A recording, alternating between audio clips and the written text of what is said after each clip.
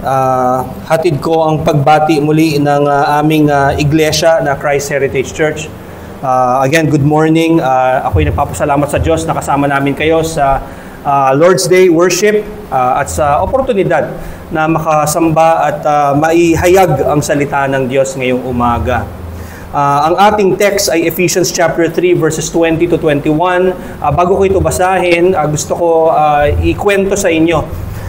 Malamang kilala ninyo si John Piper. Si John Piper, marami sa kanyang mga sulat na marami siyang pagpupuri sa isang theologian na namuhay many years ago na si David Brainerd. Kasi marami siyang natutunan doon sa Christian na sobrang tapat na si David Brainerd. Marami tayong mga Kristiyanong ganun din na nagbibigay pagpupuri in a sense or kanilang pinapakita na malaki ang naitulong sa kanila ng mga kapatid na ito. Isa na rin example doon si Martin Luther na sinasabi niya na malaki ang naitulong sa kanya ng theologian bago siya, yun ay si Jan Hus. So again, maraming ganito na pagpupuri sa kapwa nilang mga Kristiyano. Of course, wag lamang tayo aabot sa tinatawag na flattery kasi kasalanan yon. Pero makikita natin sa text natin, merong pagpupuri. Ito ay mensahe ng punong-puno ng pagpupuri. At ito ay sulat ni Pablo at ang kanyang pinupuri ay hindi tao, kundi mismo ang Diyos. Nababasahin ko ang Ephesians chapter 3 verses 20 to 21. Ang version ng aking gagamitin muli ay FSV. Ngayon sa Kanya na may kapangyarihang gumawa ng higit pa at lalong sagana kaysa lahat ng ating hinihingi o iniisip, ayon sa kapangyarihang kumikilos sa atin, sumasa Kanya nawa ang kaluwalhatian sa pamamagitan ng iglesia at kay Kristo Jesus sa lahat ng salinlahi, magpakailan paman. Amen. Ang damo ay natutuyo, ang bulaklak ay nalalanta, ngunit ang salita ng ating Diyos ay mananatili magpakailanman. So ito ang part ng sulat ni Pablo sa Ephesian Church na kung saan si Pablo ay nagdasal in the previous verses. At ito'y tinatapos niya with a praise o yung tinatawag nating doxology. Okay? Doxology, ito'y ginagawa din sa, alam niyo, kapag sumasamba tayo rin, kapag tayo umaawit, doxology din siya. Doxology, ito'y galing sa mga salitang doxo, meaning honor. Nagbibigay tayo ng parangal. Tapos logos, ibig sabihin salita or words. Kaya doxology or praises. At yun mismo ang ginagawa ni Pablo rito. Okay? Naranasan niya ang biyaya ng Diyos sa buhay niya. Naranasan ni Pablo mismo ang pagmamahal ng Diyos sa kanya. At dahil dito, nagdarasal siya. At kung naranasan niya ang mga bagay na yon, nagdarasal din siya na ang mga naranasan niya mula sa Panginoon ay maranasan din ng Church of Ephesus. By the way, okay lang ba patay ko na lang? Para hindi makaano sa... Okay lang naman, walang problema sa init. Hindi naman mainit. Ayan, para hindi siya mag-ano yung tunog. Okay, so ulitin ko, si Pablo, siya ay nagdadasal na maranasan din ng mga miyembro ng Ephesus ang kanyang naranasan sa Panginoon. At ang bunga ng kanyang karanasan ay lumabas dito nga sa kanyang pagpupuri sa Panginoon. Now, gusto ko basahin ang verses 16 to 19 para makita natin ano ba yung panalangin ni Pablo. Ang sabi niya dito, dalangin ko ayon sa kayamanan ng kanyang kaluwalhatian na pagkalooban kayo ng kapangyarihan.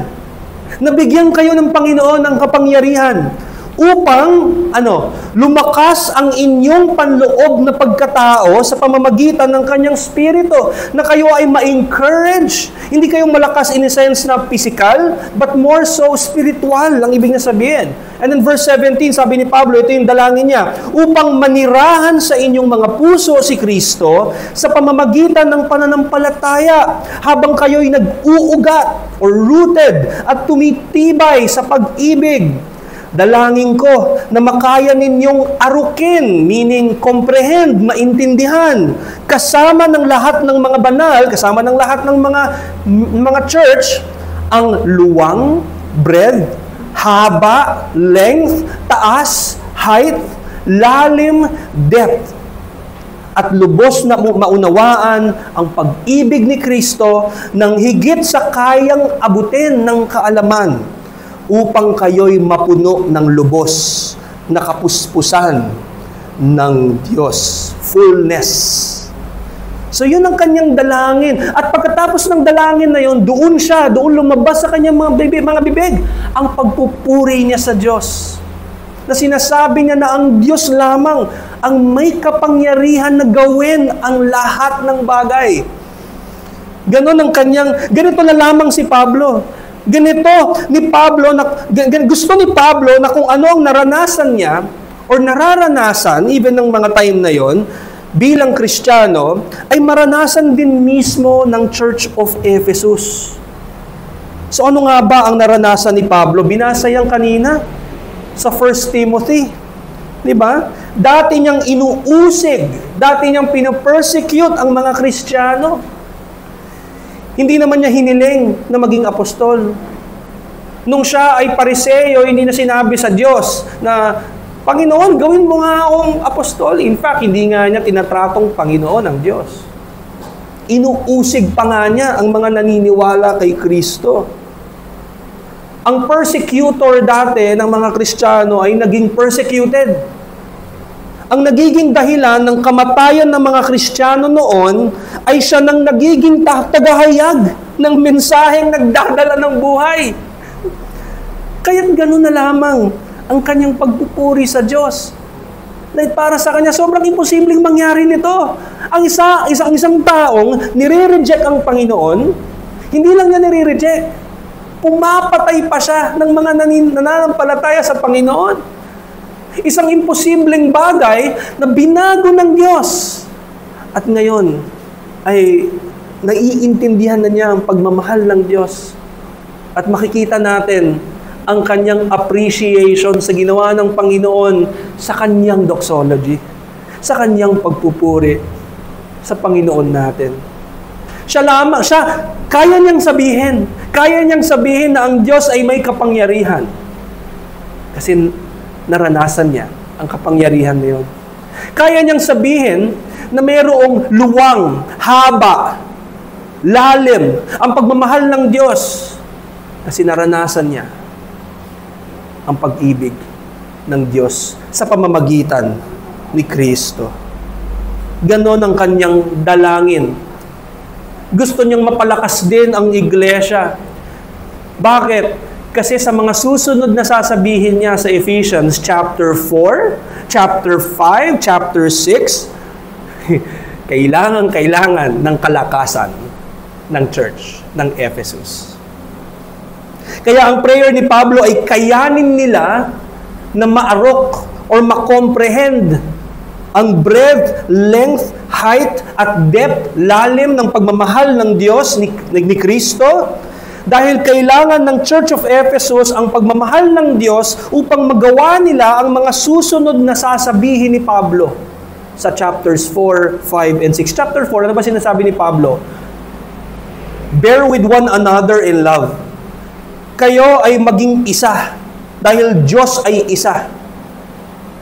Makasalanan kayo pero buhatin ninyo ang inyong mga burdens at magkapatawaran kayo. Ito yung tanong. Hindi ba yun imposible? Sa mata natin, parang imposible siya. Pero kung wala ang kapangyarihan at pagmamahal ng Diyos, imposible yun. Walang ni isa sa atin gustong makiisa. sa kapwa nating makasalanan. Gusto nga natin, humiwalay tayo sa mga tao. Chapter 5, ang asawang babae kailangang magpasakop sa otoridad ng kanyang asawang lalaki. At ang modelo nito ay ang pagpapasakop ng iglesia sa pagiging Lord ng Panginoong Hesus. Ang asawang lalaki ay itinatawag na magmahal. Magmahal sa kanyang asawa, kagaya ng pagmamahal ni Kristo na ibinigay niya ang kanyang sarili, at ang pagmamahal na ito ay ang pagmamahal na magpapabago sa kanyang asawa. Kasi ganun ang pagmamahal ni Kristo. Ang pagmamahal ni Kristo sa kanyang pagbibigay sa kanyang sarili sa iglesia, unti-unti niyang binabago ang iglesia na maging kawangis ng imahe niya. So ang pagmamahal dapat ng isang lalaki ay dapat isang transformative na love. Imposible yun, ha? Imposible. Ang gusto ng lalaki, tumalikod sa kanyang role. Ang gusto ng babae, i-usurp ang otoridad na meron sa tahanan. Posible lamang ito sa kapangyarihan. Posible lamang ito kapag naarok ng bawat miyembro ng Church of Ephesus ang pagmamahal ni Kristo. Kaya ganon ang dalangin ng Apostol Pablo. Chapter 6, ang sabi ni Pablo, kayo'y magsuot ng armor ng Diyos. Kasi, andyan ang kalaban na tayo ay tuso ang kalaban, cunning ang kalaban, na tayo'y kanyang itetempt, magkasala. Isuot mo ang helmet of salvation, isuot mo ang belt, isuot mo ang breastplate, isuot mo ang armor of God, at mag-pray ka all times. Imposible na maisuot mo ito nang hindi mo naiintindihan ang pagmamahal ni Kristo. Kaya ganito ang dalangin ni Pablo sa end ng chapter 3. Pinapanalangin niya na maintindihan natin ang pagmamahal ni Kristo, kasi apart from that, hindi natin magagawa ang mga hamon sa atin ng Scripture. Kaya nagdarasal si Pablo sa Diyos dahil alam niyang kailangan ng iglesia ng kalakasan. Gayunpaman, nagdarasal si Pablo, at the same time siya'y nagpupuri sa Diyos. At ang kanyang pagpupuri ay may kasamang comfort. May kasamang comfort ang kanyang mensaheng pagpupuri sa verses 20 to 21 na sinasabi niyang, ang Diyos lang ang may kapangyarihang kayang gumawa ng mga bagay na higit pa sa kayang isipin ng tao. Obviously, nanggagaling ang kanyang papuri sa Diyos sa kanyang pagkakakilala sa Diyos. Nanggagaling itong papuri na ito sa kabutihang ginawa ng Diyos sa kanya. Ang tanong, katulad ni Pablo, nakikita rin po ba nating karapat-dapat mapurian ang Diyos? Kung gano'n ang ginawa ng Diyos kay Pablo at nakikita niyang imposible yon, at ang Diyos ay kayang gumawa ng imposible, specifically sa kanyang buhay, paano po sa ating buhay? Nakikita ba natin na imposibleng umabot tayo sa kung nasan tayo ngayon? Alam natin hindi dahil yon sa ating mga sarili. Imposible na tayo naririto kung nakasalalay sa ating mga sarili. Kung nakasalalay lamang sa ating mga sarili, wala tayo ngayong umagang ito. Dahil lamang yun kay Kristo. Dahil lamang yun sa Diyos. No, isipin mo, teka, paano ako magpupuri sa Diyos? Paano ako magpupuri ngayon sa Diyos? Paano ko naaalala ko ang masasamang nangyayari sa akin ngayon sa buhay ko? Paano kung naaalala natin ang mga malalaking problema natin sa buhay? Pagbuksan ko ang television, internet na pala, YouTube, makita ko yung nangyayari sa politika. Paano ako magpupuri sa Diyos? Ganitong nangyayari sa mundong ito. Well, tandaan natin kung nasan si Pablo. Nasaan si Pablo nung sinusulat niya to? Ang Ephesians ay isang tinatawag na prison epistles. Hindi po siya malaya ng mga oras na ito. Hindi siya malaya. Pero tayong malaya, lumalabas ba ito sa ating mga bibig? Gaya ni Pablo, masasabi rin ba natin ang kanyang mga sinabi rito na ang Diyos ay may kapangyarihang gumawa ng higit pa at lalong sagana kaysa lahat ng ating hinihingi o iniisip? Mga kapatid, ito ang aking mensahe ngayong umagang ito. God's infinite ability to display His glory in the church is worthy of doxology. Nararapat lamang na purihin ang Panginoon sa kanyang walang hanggang abilidad na maipakita ang kanyang kaluwalhatian sa iglesia. Nararapat lamang na purihin natin ang Panginoon sa kanyang walang hanggang abilidad na maipakita ang kanyang kaluwalhatian sa iglesia. Ito makikita natin kay Pablo at binibigyan niya tayo ng example. Meron ako 2 punto para mas maintindihan po natin ang ating text ngayong umaga. Ang una kong point, the ability of God or ang kakayahan ng Diyos. Ang pangalawang point ko po ay the instrumentality of the church, ang paggamit sa iglesia. I-consider po natin ang unang punto, the ability of God or ang kakayahan ng Diyos. So, ine-exalt po ni Pablo ang Diyos sa verse 20. Ang sabi ni Pablo, ngayon, sa Kanya na may kapangyarihang gumawa. O kagaya ng ibang mga papuri na makikita po natin sa Biblia, makikita natin dito na si Pablo ay nagpupuri sa Diyos ayon sa kanyang pagkakaalam or pagkakakilala sa Diyos. At ang makikita nating hina-highlight dito ni Pablo na kanyang kaalaman patungkol sa Diyos ay ang abilidad ng Diyos. Abilidad. He is able to do. May kapangyarihan siyang gumawa ng higit pa at lalong sagana. Ang Diyos mismo ang nagtataglay ng lahat ng kapangyarihan. Kaya walang anumang bagay ang mahirap para sa Diyos. Actually, mas itatama pa natin ang ating lengguwahe. Hindi lamang ang Diyos ay mayroong kapangyarihan, siya mismo ang kapangyarihan. Kasi pag sinasabi natin na siya ay may kapangyarihan, ibig sabihin, yung kapangyarihan ay nanggagaling pa sa iba pa. At ito'y pinoposes lang niya, hindi. Walang ibang panggagalingan ng kapangyarihan. Diyos lamang. Diyos lamang, Diyos mismo ang kapangyarihan. Walang limitasyon. Dahil doon, walang limitasyon walang limitasyon ng kanyang kakayahan. Meron siyang absolute freedom sa lahat ng ninanais niyang gawin. Kung naaalala ninyo yung tinatawag na annunciation, yung ang anghel ay nagpakita kay Mary sa Luke chapter 1. Ina-announce niya na siya'y buntis at siya'y magkakaroon ng anak. At naalala niyo si Mary, nagulat siya kasi siya'y birhen. Nagtataka siya, paano ko magkakaroon ng anak, ako'y birhen? At ang sagot sa kanya nung anghel sa Luke chapter 1 verse 37, nothing will be impossible with God. Walang imposible sa Diyos. Wala siyang kalaban. Nung ginawa niya ang kalangitan at lupa, hindi yun struggle. Hindi nagsastruggle ang Diyos na parang hirap na hirap siyang gawin ang pangkalahatan.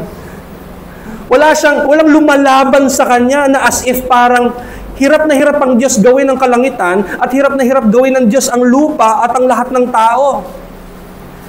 Hindi rin, katulad nung nasa garden sila, it's not as if ang Diyos ay hirap na hirap kalaban ng Satanas.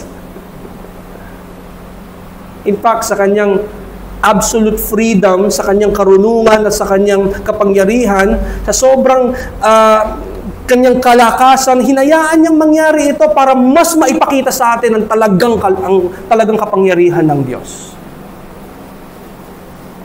Ginawa niya ang langit at lupa nang wala siyang karibal. Pero ito pa yung sinabi ni Pablo.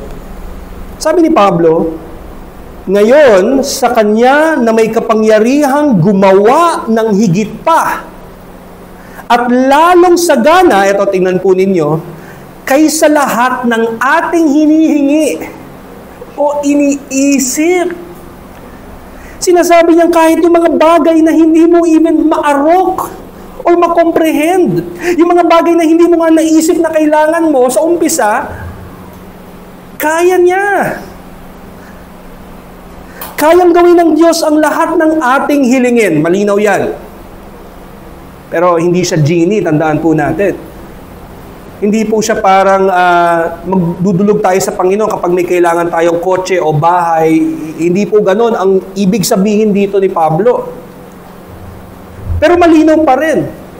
Sabi dito, ipinapakita yung abilidad ng Diyos. Kayang gawin ng Diyos ang lahat ng ating hilingin. Pero hindi lang ang hilingin mo. Kayang gawin ng Diyos ang kahit anong isipin mo. Kayang gawin din ng Diyos, hindi lang yung kayang isipin mo, kundi pati yung hindi mo kayang isipin. At kung may maisip ka man, hindi yung imposible sa Diyos na gawin. Hindi lang yon, kaya pa niyang gawin ng mas higit pa. Bakit? Sobrang limitado lamang ang kaya nating abutin, ang kayang abutin ng ating kaisipan at karunungan na hindi natin kayang abutin or arukin or makomprehend everything about God. Hindi natin kayang maarok even yung mga sobrang kailangan natin sa buhay natin. May pangangailangan, marahil nga, tayo nabublur or bulag tayo sa mga pangyayari sa buhay natin na ang tingin natin kailangan natin ay ito, pero sa absolute na karunungan ng Diyos, hindi yan ang kailangan mo. Ito ang kailangan mo. Hindi pa yon. Hindi yan ang kailangan mo. Si Kristo ang kailangan mo. Ako mismo ang kailangan mo. Pero dahil sa ating mga kasalanan, hindi natin yun maarok. Hindi natin yun maisip. Hindi natin yun naiisip araw-araw. Kaya ganun ang dasal ni Pablo. Ang dasal ni Pablo, maintindihan niyo ang pagmamahal ni Kristo. More than anything that you want, more than anything that you need, more than anything that you think of, at kahit hindi mo maisip, importanteng naalala natin ang konteksto nito, mga kapatid. Hindi nagdarasal si Pablo para yumaman silang lahat. Hindi na sinabi, ako po ay dalangin ko, Panginoon, nabigyan mo po ng 1,000 pieces of silver itong pamilyang ito o itong kapatid na ito. Hindi po na yun panalangin. Hindi material na bagay ang hinihiling ni Pablo. Ang hinihiling niya ay mas higit pa sa kayamanan ng mundo. At yun ay para maintindihan nila ng lubos ang pagmamahal ni Kristo sa kanila. Yun ang panalangin ni Pablo. Parang sinasabi ni Pablo ganito, hingin nyo sa Diyos na palakasin kayo ng kapangyarihan sa pamamagitan ng Kanyang Espiritu. Hilingin nyo ito ng may kasiyahan at kumpiyansa sapagkat hindi nyo kailanman mahihigitan ang kasaganahan ng Kanyang mga kayamanan. Hingin ninyo sa Diyos na si Kristo ay manahan sa inyong mga puso. Hingin ninyo sa Diyos na maunawaan nyo ang lawak, haba, taas at lalim ng pag-ibig ni Kristo. Hingin ninyo sa Diyos na makilala at maranasan nyo ang pag-ibig na ito upang kayo'y mapuspusan ng lahat ng kapuspusan ng Diyos. Ganito na lamang ang mga salitang lumalabas sa bibig ni Pablo dahil napakataas ng kanyang tingin sa Diyos. Alam niyang walang imposible sa Diyos. Para sa isang katulad niyang umuusig sa mga Kristiyano noon, again, hindi naman niya ginustong lumapit sa Diyos, ang Diyos mismong lumapit sa kanya. In fact, papunta pa nga siya sa lugar kung saan mas lalo siyang uusig ng mga Kristiyano. Pero nangyari ang imposible. Nagpakita sa kanya si Jesus. Hindi lang yun, mas imposible pa yung susunod na nangyari. Binago ni Jesus ang kanyang puso. Ito yung tanong ko sa inyo. Nakaranas na ba kayo ng imposible? Walang ni isang kay Kristo ang pwedeng magsabi, wala pa ako nararanasang imposible sa buhay ko. Kung ikaw ay kay Kristo, kapatid, imposible na ikaw ay kay Kristo. Dahil lamang yan sa biyaya, dahil lamang yan sa awa, kahabagan ng Diyos.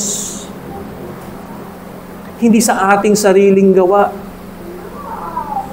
At kung ikaw ay naririto, at kung ikaw ay kay Kristo, napakagandang biyaya, napakagandang paalala nito, kapatid.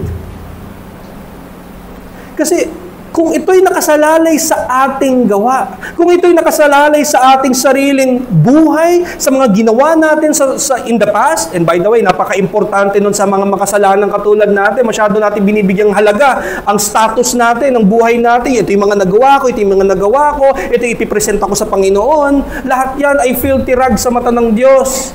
Ang tanging katanggap-tanggap lamang sa mata ng Diyos, ang tanging precious in His eyes ay walang iba kundi ang pure at holy na buhay ng Panginoong Jesus. Kaya po walang katanggap-tanggap sa atin, mga kapatid. At yun ang dahilan kaya si Kristo ay naging tao. The Word became flesh and He dwelt among men. Yung ganoong buhay ay hindi natin kayang gawin. In fact, bago pa nga tayo gumawa, isipan pa lang, madumi na ang ating isip. Dahil sa ating kasalanan. Pero si Kristo po ay bumaba. Ang Diyos ay bumaba. Siya ay naging tao. Siya ay Diyos at tao. Siya ay nabuhay ng walang kasalanan. Hindi lang sa gawa, kundi sa isipan. Hindi siya nagkaroon ng temptation sa loob. Sa labas marami, pero wala siyang inner temptations katulad natin. Wala siyang kasalanan. Pero siya ang naparusahan. Siya ang sumunod sa layunin ng Panginoon. Siya ang nag-satisfy ng puot, naggalit ng Diyos, ng hustisya, at kailangang masatisfy ang hustisya ng Panginoon, at ginawa niya yon sa kamatayan niya sa krus. At yun ang dahilan, mga kapatid, kaya may biyaya tayo.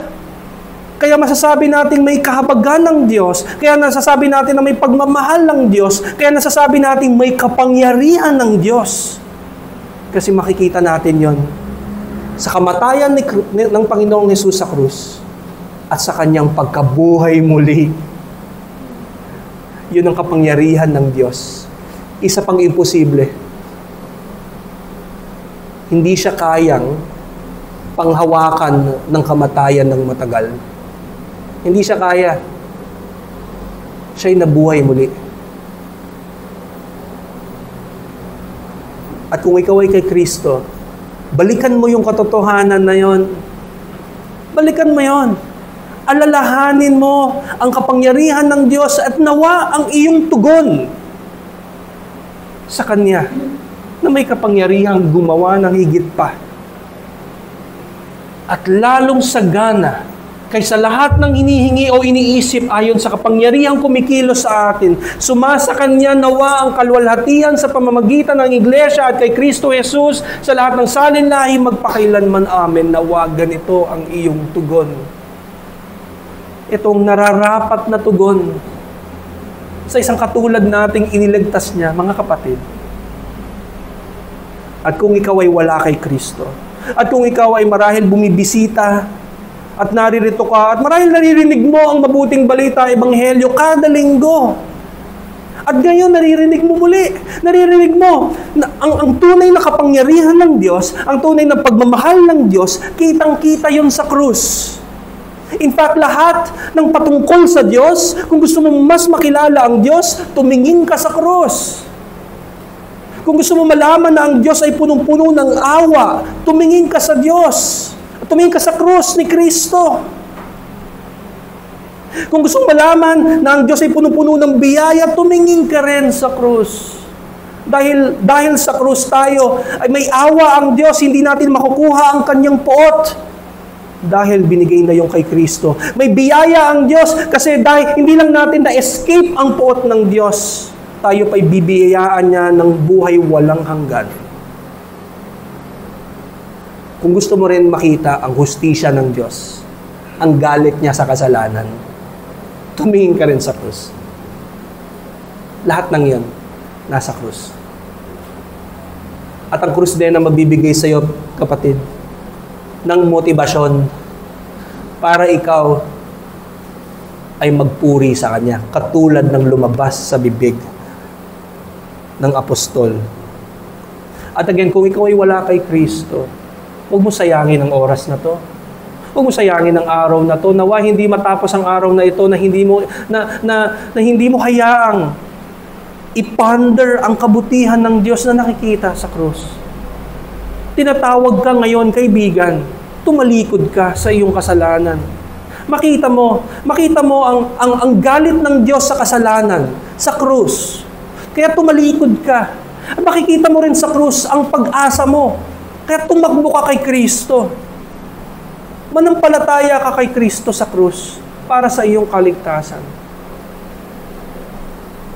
Para mapatawad ng Diyos ang iyong kasalanan. At again, kung ikaw ay kay Kristo, He is worthy of doxology. Siya ay nararapat purihin, mga kapatid. Kayo ba ay mahilig pumunta sa mga lugar like Boracay or beach or mga magagandang lugar at gusto nyo siguro kung kayo nagtatrabaho, kayo ay nahihirapan sa trabaho, gusto nyo magpahinga, gusto nyo mag-sightseeing ba? At pag nakita nyo ang mga magagandang sight, I'm sure ang inyong reaksyon ay, ganda nito. Kahapon nga, habang nagdadrive ako, papunta kami dito, may mga bundok kaming nakita, yung misis ko talagang kukuha siya ng picture at yung ginigising namin yung mga bata, tingnan nyo, may bundok. O kahit nga lang may eroplanong dumaan, gigisingin namin yung mga bata, eroplano. It's something na maganda tingnan. Right? Magandang tingnan, yung mga bundok na yan, yung mga beach na yan, napakaganda. At ikaw, ang reaction mo, wow, ang galing ng Diyos. Ang galing ng Diyos. Pero tandaan nyo, ang mensahe ni Pablo rito, hindi niya pinagpipray na mas makita natin ang kagandahan ng gawain ng Diyos sa creation. Although that would be true, the heavens declare the glory of God. Makikita natin ang kagandahan ng Diyos. Ang kaluwalhatian ng Diyos. Pero pinagpipray po ni Pablo na mas maintindihan natin, instead na makita natin doon ang kaluwalhatian ng Diyos, rather makita mo kay Kristo. Yes, marahil ikaw ay magtugon ng pagpupuri sa Diyos dahil sa iyong nakikita sa creation. Pero ibang klaseng pagpupuri ang lalabas sa iyo kapag ito ay motivated ng Ebanghelyo. At so, ito ang una kong hamon, mga kapatid. Walang hanggang papuri ang nararapat para sa Diyos, sa Kanyang ginawa kay Kristo para sa atin. Walang hanggang papuri ang nararapat para sa Diyos na makapangyarihan sa lahat, lalo sa Kanyang ginawa kay Kristo sa krus. Kapag mas kilala natin ang Diyos, mas nare-remind po tayo ng Kanyang kapangyarihan at mas lalo tayong pupuri sa Diyos. Yung pagkakakilala natin sa Panginoon bilang makapangyarihan ay dapat lang na magbunga ng pagpupuri sa Kanya. Pero ito yung problema, mga kapatid. Minsan, tayo'y wala ng gana sa gawain ng Diyos. Nakakalimutan na natin kung sino ang ating sinasamba. Na tayo'y sumasamba sa Diyos na makapangyarihan sa lahat.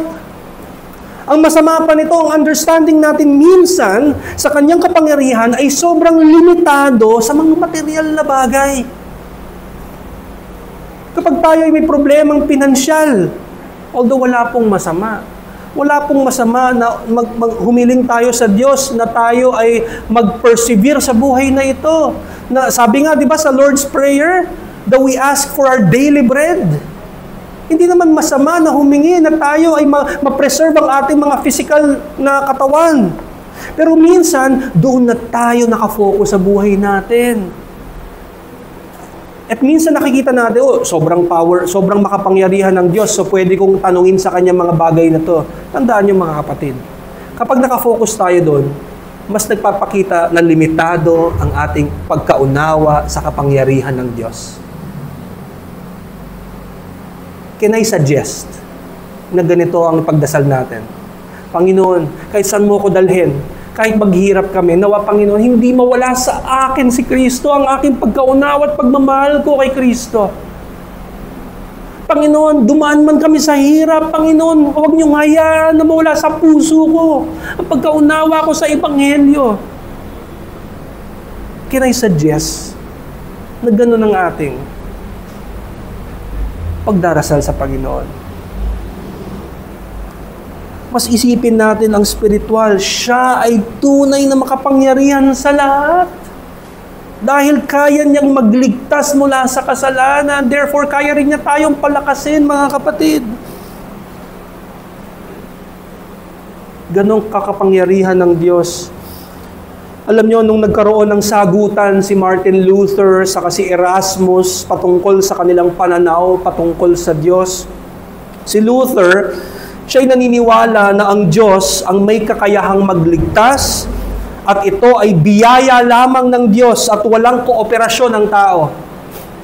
Pero si Erasmus, naniniwala naman siya noon na may kakayahang at least mag-cooperate base sa biyaya ng Diyos, pero merong cooperation. Ganun ang kanyang paniniwala. Okay? Parang nauuna ang Diyos na i-present ang kanyang biyaya, tas nakasalalay sa iyo sa inyong kooperasyon ang iyong kaligtasan. So, ganun ang kanyang understanding. Pero si Martin Luther, hindi. Tingnan mo si Pablo. Wala siyang kooperasyon. Walang kooperasyon si Pablo nung siya'y papunta doon sa kanyang lugar kung saan niya ipapersecute or usigin ang mga tao.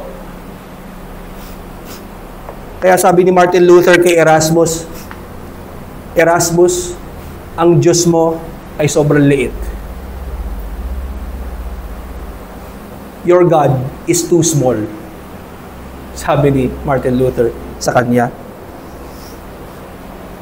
I-extend ko ang sinabi ni Martin Luther at gagawin kong tanong, tayo ba'y nagsastruggle sa thoughts na parang ang liit nga ng Diyos? Sa mensahe ni Pablo ngayon, hindi nga niya masabi ng maayos. Kasi walang salita na kayang mag-describe in full kung sino ang Diyos. Therefore, ang kanyang kapangyarihan ay kahit ang ating finite na minds, ang ating limitadong mga isipan or bokabularyo, hindi natin kayang isipin or sabihin. Maliit ba ang tingin natin sa Diyos? Nagli-lead ba tayo sa papuri kapag naaalala natin ang kanyang mga gawain?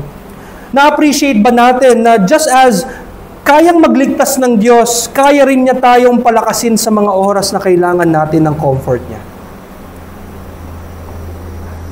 Kapag ikaw'y nahihirapan dito, tingnan mo lamang ang krus ni Kristo. At nawa iyong maalala ang kapangyarihan, pagmamahal, at karunungan ng ating Panginoon. Dako tayo sa aking huling punto. Ang last point ko ay the instrumentality of the church or ang paggamit sa iglesia. Sabi pa ni Pablo sa verse 20, sabi niya, ayon sa kapangyarihang kumikilos sa atin. Ang kapangyarihan na ito ay higit at lalong sagana kaysa lahat ng ating hinihingi o iniisip. At yung kapangyarihan na yon ay ayon sa kapangyarihan kumikilos saan? Kumikilos sa buong mundo. Pwede nating sabihin yon, yes. Pero primarily, ito sinasabi ni Pablo, kumikilos saan? Sa iglesia. Sa iglesia. Ganito rin ang kanyang sinasabi sa Roma. Romans chapter 8 verse 11. Sabi niya, kung naninirahan sa inyo ang Espiritu niya na muling bumuhay kay Kristo mula sa kamatayan, siya na muling bumuhay kay Kristo Jesus mula sa kamatayan, ay magbibigay rin ng buhay sa inyong mga katawang may kamatayan sa pamamagitan ng kanyang Espiritu na naninirahan sa inyo. Sinasabi ni Pablo, the fact na si Kristo ay nabuhay muli, yun ang kapangyarihan ng banal na Espiritu. At yung same power na yon, yung kaparehong kapangyarihan na yon, ang parehong kapangyarihan na meron din tayo nung binuhay tayo ng Diyos. Ang kapangyarihan na to ay pinagkaloob din, in a sense, sa atin. Yung kapangyarihang bumuhay ka Kristo mula kamatayan, ang siyang kapangyarihang bumuhay rin sa ating lahat mula sa kasamaan. Ito rin ang kapangyarihang naninirahan sa iglesia. Ito rin ang kapangyarihang daladala ng iglesia para puspusan ng buong mundo. Kaya nga gano'n na lamang ang katapusan ng kanyang papuri sa verse 21. Sumasa kanya nawa ang kaluwalhatian sa pamamagitan ng iglesia. Parang sinasabi niya, ang kapangyarihan ng Diyos, ang pagmamahal ng Diyos, ang kaluwalhatian ng Diyos, ay makikita mo din sa katawan ni Kristo. Nakikita mo yung kay Kristo na ulo, makikita mo rin yung sa kanyang katawan, sa iglesia. Gusto ko mag-focus doon. Na si Pablo ay nagbibigay puri sa Diyos dahil sa kanyang kapangyarihan at ang kapangyarihan iyon ay inihahayag at na-experience sa church. Hindi lang kapangyarihan kaluwalhatian. Hindi lang kaluwalhatian, karunungan, wisdom. In fact, sinabi yan ni Pablo sa Ephesians chapter 3, verses 10 to 11. Babanggitin ko na lamang. Sabi ni Pablo, Ephesians chapter 3, verses 10 to 11, sapagkat layunin niya na sa pamamagitan ng iglesia ay maipaalam ngayon sa mga pamunuan at mga may kapangyarihan sa kalangitan, mga anghel po yun, ang iba't ibang anyo ng wisdom or karunungan ng Diyos. Ibig sabihin na kahit ang karunungan ng Diyos din ay nahahayag sa pamamagitan ng iglesia. Hindi lang yung kapangyarihan, hindi lang yung pagmamahal ni Kristo. Nasabi ni Pablo sa Ephesians chapter 3 na pati ang mga anghel. Hindi po, by the way, hindi po Diyos ang mga anghel. Diyos lamang ang may alam ng lahat. Ang anghel hindi siya all-knowing. Hindi po nila alam ang lahat ng bagay. As sinasabi ni Pablo sa Ephesians chapter 3, mas naunawaan daw ng mga anghel ang karunungan ng Diyos nung nakita nila ang pagligtas ni Kristo sa iglesia. Na pati ang mga anghel, mas nakita nila na talagang makapangyarihan at punong-puno ng karunungan ng Diyos nung namatay si Kristo sa krus. Pero ang punto ko rito, ito ay hinahayag ng Diyos sa pamamagitan ng iglesia. Sa iglesia natin, makikita ang tunay na kapangyarihan ng Diyos. Tunay na karunungan ng Diyos. Sa iglesia mo makikita. Bakit? Dito mo makikita ang mga taong iniligtas niya na mula sa kadiliman na ngayon ay nasa realm of the Spirit. Kapangyarihan ng Diyos andito sa pagtitipon. Tunay na karunungan ng Diyos. Sinasabi ni Pablo, ang foolishness ay ang kamunduhan. Ang totoong karunungan ay nasa salita ng Diyos. Saan pinapahayag ang salita ng Diyos? Sa pagtitipon. Nasa iglesia. Makikita natin, dinidisplay ng Diyos ang kanyang pure wisdom, ang pagmamahal ni Kristo, at ang kanyang kapangyarihan sa iglesia. Ang iglesia ang entablado na pinili ng Diyos upang ipakita ang kanyang dakilang plano ng kaligtasan. Ang iglesia ang larangan kung saan inilalantad ng Diyos ang kanyang bayan sa harap ng mga anghel at sa buong mundo. Ang iglesia ang dakilang tanghalan ng kalwalhatian ng Diyos. Sabi nga ni John Calvin, tinagalog ko lang yon, na ito ang theater of God's glory. Ang iglesia ang lugar kung saan isinasagawa ng Diyos ang kanyang kamangha-manghang gawain, na mas kamangha-mangha pa sa napakagandang mga lugar sa mundong ito. Naisip ba natin kung gaano kaganda ang creation ng Diyos?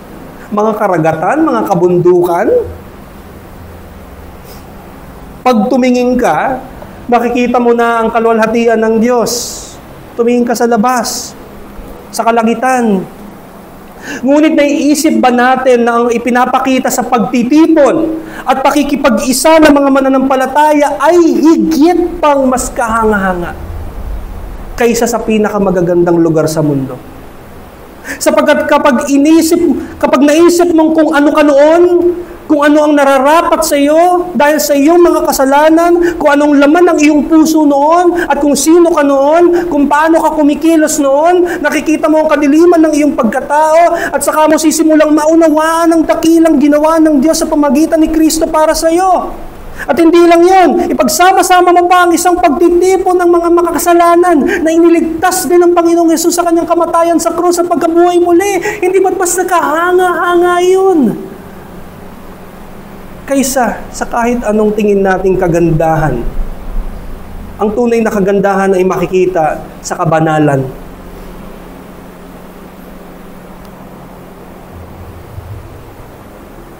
Ang iglesia na tinawag ng Diyos ay nagpapatuloy. Hindi ba mas kahanga-hanga pa? Ito pa, yung iglesia tinawag ng Diyos na magpatuloy at magsikap tungo sa buhay ng kabanalan para mas maging kawangis ng the epitome of beauty, Jesus Christ. Iyon ang tunay na pagpapakita ng kalwalhatian ng Diyos na higit pa sa kahit anong kagandahan ng creation. Ginagamit ng Diyos ang iglesia para maging instrumento ng kanyang mga layunin sa mundo, para maipakita ang kanyang kabutihan at kalwalhatian. Kaya para kay Pablo, ito ay worthy of doxology. So ang aking huling hamon, mga kapatid, huwag nating hahayaan hindi tayo makasamba at magsama-sama kasama ang iglesia kada araw ng Panginoon. Huwag mo hahayaan yun, kapatid. Huwag mo hahayaan na ikaw ay wala sa iglesia sa araw ng pagsamba. Kung ito'y pagpapalit mo sa tingin mong maganda, wala pang mas gaganda pa.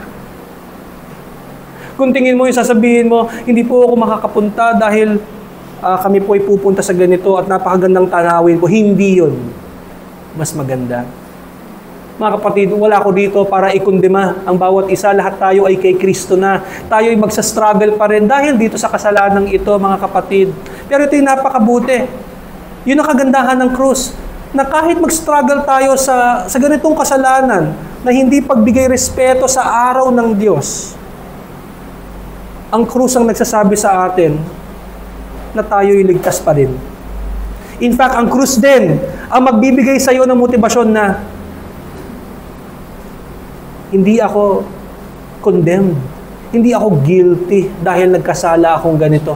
And so, kailangan kong gawin. Kailangan ko ring mamuhay katulad ng buhay ng aking Panginoong Hesus dahil sa kanyang ginawa sa akin. Mga kapatid, huwag niyo hayaan. Huwag niyo hayaan na hindi tayo makasamba kasama ang iglesia sa araw ng Panginoon. Alam niyo, mayroong rason. Mayroong rason kung bakit merong tinatawag na daluyan ng biyaya. Ang pagpapahayag ng salita ng Diyos ay tinatawag na ordinaryong daluyan ng biyaya. Na kung gusto ninyong maranasan at ma-experience ang biyaya ng Diyos sa pagpapahayag ng salita ng Diyos doon, yun ang ginagamit ng Diyos na maging daluyan para matanggap mo ang biyaya ng Diyos. Ibig lang sabihin yan, sa labas, wala. Now, hindi ko sinasabi na ang Diyos ay hindi kayang magbigay ng biyaya sa labas. For sure, yes. Pero yung ordinaryo, kung saan na gusto mong ma-comfort ka, ma-encourage ka sa lahat ng mga nangyayari sa iyo sa buhay, wala yon sa beach. Wala yon sa kung saang lugar. Andito yon sa holy ground, sa iglesia. May rason, mga kapatid. May dahilan kung bakit sinabi ng mga reformers na wala tayong kaligtasan sa labas ng iglesia. Now, hindi nila sinasabi na ang isang tao hindi kayang maging ligtas. Now, ang tao ay maliligtas sa kanyang pananampalataya kay Jesus lamang. Pero kung wala ang pagpapalakas ng Diyos sa pamamagitan ng iglesia, mahihirapan siya sa kanyang pamumuhay Kristiyano. Kaya gano'n na lamang ang sinabi ng mga reformers na sinabi nila na wala tayong kaligtasan, na wala ring sanctification or pagpapalakas sa labas ng iglesia. May dahilan din, mga kapatid, kung bakit tinatawag ang iglesia ng mga reformers na isang arko ng kaligtasan. Ark of safety. Kung wala ka sa arko, nanganganib kang malunod sa alon ng mundo. May dahilan din kung bakit ang araw ng Panginoon ay sa unang araw ng linggo upang bigyan tayo ng lakas sa pursuit natin ng kabanalan kapag bumabalik tayo sa hamon ng mundo mula Lunes hanggang Sabado. May dahilan din kung bakit hinahanap ng usa ang tubig. Dahil ang buhay na nanggagaling sa tubig ay matatagpuan sa sanktuaryo ng Diyos. May dahilan kung bakit sinabi ng mga Puritans na ang pagsamba sa araw ng Panginoon ay parang marketplace ng kaluluwa. Na pwede kang bumili, o hindi bumili, pwede kang kumuha rather. Parang kung napupunta kayo sa marketplace or sa market, magdadala kayo ng basket, pupunuin ninyo yung mga paninda na binili ninyo. Sa pagsamba sa Lord's Day, libre yun. Sa pagsamba sa Lord's Day, dalhin mo ang pinakamalaking balde. At kahit yun, hindi yung kaya mo punuin ng lahat ng saganang biyayang matatanggap mo. At may dahilan kung bakit sinabi ni J.C. Ryle na kung wala kang puso sa pagsamba, wala kang puso sa iglesia ng Diyos, paano ka magkakaroon ng puso sa pagsamba magpakailanman? At ang dahilan na ito, dahil ang kapangyarihan, karunungan, kalwalhatian ay makikita mo, mararanasan mo. Dahil ang lawak, haba, taas at lalim ng pag-ibig ni Kristo ay mararanasan mo mismo sa iglesia ng Panginoong Hesus. Mga kapatid, meron pang 12 linggo ang natitira sa 2025. Ang tanong ko sa iyo, pagpapalit mo ba ang natitirang mga araw na ito sa kagandahan ng mga lugar sa iba, sa mga beach, or kahit sa mga family days? Ipagpapalit mo ba ang natitirang 12 araw? Ipagpapalit mo ba ang araw ng Panginoon? Na kung saan, doon mo talaga makikita ang tunay na pagmamahal, tunay na kagandahan. Pag-isipan niyo yan, mga kapatid. Idadagdag ko pa sa inyong iisipin. Meron pong 52 Sundays next year. Isipin nyo din. Ipagpapalit nyo rin po ba itong 52 Sundays na ito? At sa mga susunod na taon, lahat ng linggo, hindi sapat na ipagpalit natin ang bawat linggo sa artificial or kung ano mang tingin nating kagandahan sa labas. Andito lamang karunungan, kagandahan, kabanalan. Nandito ang iyong kaligtasan, safety. Huwag kang magpaalon. Huwag kang magpaalon sa kasamaan ng iba. So mga kapatid, ang tugon natin dito, tayo magpuri sa Diyos, sa Kanyang kabutihan, na makikita natin kay Kristo. Hindi lang yon, sa sobrang kabutihan ng Diyos, patuloy siyang nagiging mabuti sa atin dahil lahat ng kanyang gawain ay mabuti.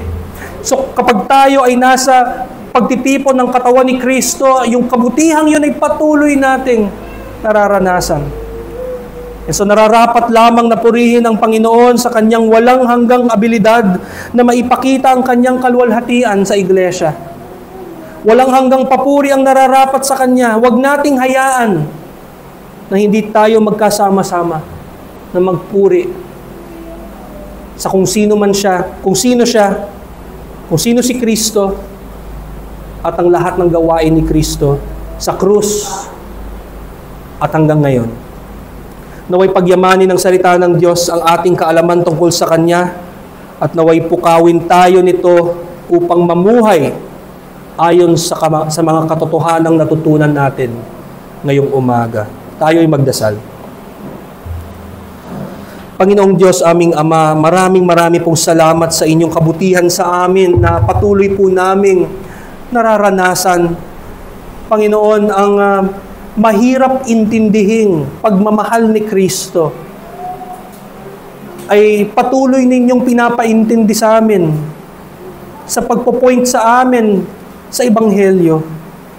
Alam namin, Panginoon, na there will never come a time when we will fully and absolutely know all things, because it would be impossible for us to know all things because we are not God. Pero Panginoon, lahat ng inyong inihayag sa amin, sa inyong salita, ay sapat na, Panginoon. Sapat na para kami magbigay puri sa iyo. So salamat po, Panginoon, sa napakagandang paalala na ito. And Panginoon, patawarin niyo kami sa aming mga kasalanan, sa mga oras na kami walang gana magbigay puri sa iyo. Nawa, bigyan mo kami ng kalakasang tumingin kay Kristo at maalala namin ang iyong kabutihan, karunungan, kagandahan, kabanalan. Salamat po, Panginoon. Inililift up din po namin sa inyo ang patuloy na ministry ng New Life Reformed Baptist Church. Nawa, Panginoon, nagbigyan niyo sila ng pananabik sa iyong pagpapahayag ng salita. At nawa, Panginoong Diyos, ay sila ay patuloy na lumago sa iyo. At sila ay lumago ng magkakasama. At ang pagmamahal mo ay mas lalong mag-manifest sa kanilang mga buhay. At hindi lang yung pagpapahayag ng salita, kundi ang pagmamahal sa isa't isa ay ang maging resulta ng tapat na pagpapahayag ng Ebanghelyo. So salamat po muli, itong aming dalangin sa ngalan ng aming Panginoong Jesus. Amen.